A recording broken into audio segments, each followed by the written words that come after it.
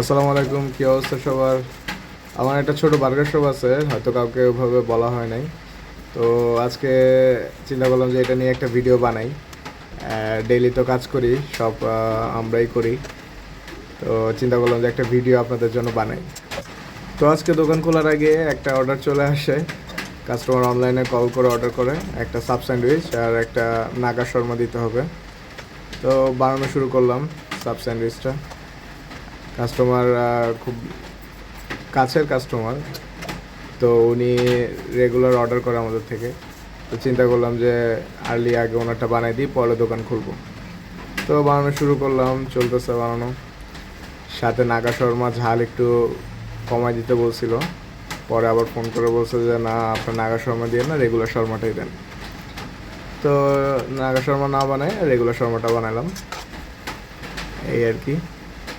তো আপনাদের দোয়ায় মোটামুটি দোকান আমাদের ভালোই চলে, কাস্টমারও আছে। এরপরে হয়ে গেল আমাদের সাব স্যান্ডউইচটা। এবার সুন্দর করে প্যাকেট করলাম, প্যাকেট করে অর্ডারের জন্য রেডি হয়ে গেল, এই আর কি।